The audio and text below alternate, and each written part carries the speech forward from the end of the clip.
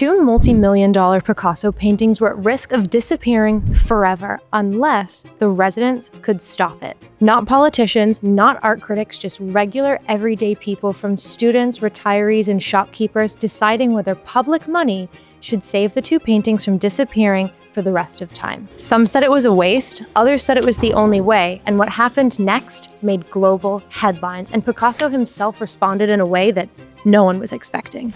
This is the story of the city that saved Picasso. This is Basel, Switzerland, a small city in the corner of France and Germany where art reigns. Artists from Hans Holbein the Younger to Jean Tinguely have lived, worked, and left their mark on the city.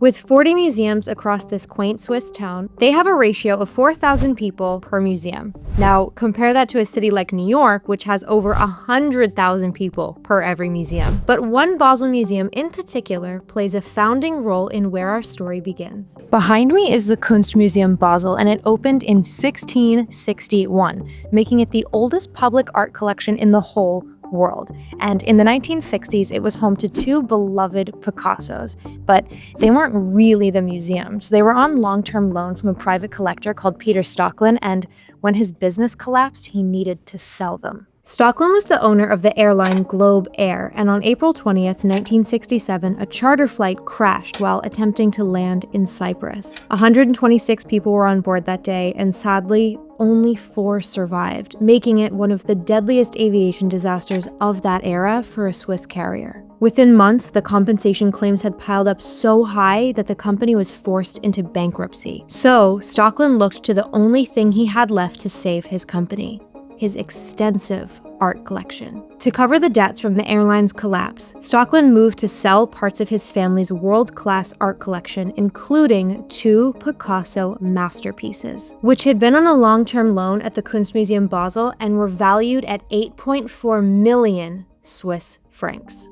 This is one of the most famous Picassos of the story. This is the Harlequin, and I think it's really cool the way they've positioned it in the room, next to another kind of circusy clown painting here and another one over there. With no private buyer in Basel able to step in and the museum strapped for funds, the paintings were almost guaranteed to leave, possibly to a private collector overseas, never to be seen again. Basel panicked, but instead of giving up, the community rallied. Schools, students, and even children started raising money. This wasn't just a museum problem anymore, it was a case of public pride. And it became a citywide effort to save these 2 paintings. 2 of the museum's most favorite paintings were suddenly at risk of disappearing forever. The residents of Basel set up something called a beggar's feast, selling meals and cleaning shoes in an attempt to raise money, and the total earned was displayed above the museum's entrance. Slogans like "I like Pablo" and "All you need is Pablo," a nod to the Beatles song "All You Need Is Love," popped up all around the city. Even FC Basel, the youth of the city, and local institutions rallied behind the yes vote, i.e. voting yes to spend the money on the paintings. However, not everybody was happy about this movement. Opposition emerged too. One influential figure, Alfred Lauper, who lost heavily in the airline collapse, argued public money should go to housing and social welfare instead of art. His opinion triggered a referendum, forcing the matter into public hands. Though, despite the community campaign, the public funds came up short at just 2.4 million Swiss francs. So, the paintings couldn't be bought, but Basel City Council came up with a bold proposal: allocate £6 million of public money to cover the rest. The people were divided. A recession was looming, and now there was this conversation about spending taxpayer money on modern art. Some said it was irresponsible, newspapers debated it, and people protested. So they put it to a vote here in Basel Town Hall, asking ordinary people if taxpayer money should be used to save the paintings, and essentially asking the question, is modern art worth a public sacrifice? Which is absolutely unheard of, regular people making a decision about artwork in a museum, a role typically kept for high-level professionals who work in art museums. But when you think about it, the city was asking the exact right people. Citizens who live in Basel, who spend their time, energy, and money taking care of their home and the place they love. The same people who are actually going to the museums to enjoy the art. So aren't they the experts in what they think will suit them best? They're the ones who will actually be affected by this decision at the end. The referendum was intense, public forums and street arguments, and it all came down to one single day in December of 1967. The vote was incredibly close, and most assumed it would fail. Some people saw art as a luxury, and other people saw this as a moral obligation. Would a small city really risk that much public money to save 2 paintings?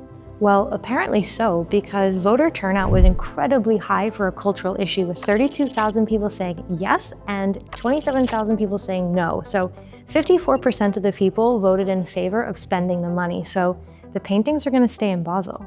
And the story could have ended there, but it didn't.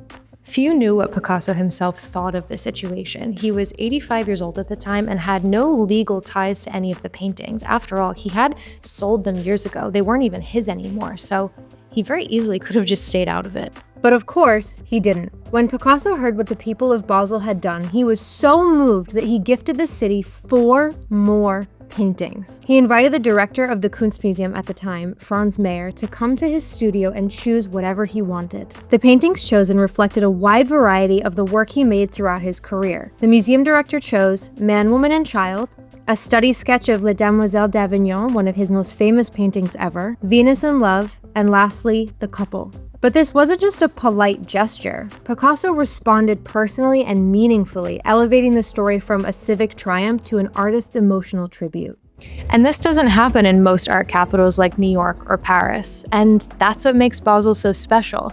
It's a place where regular people choose art over everything else, and that's just the beginning. And if you want to discover more underrated art cities in Europe, watch this video here.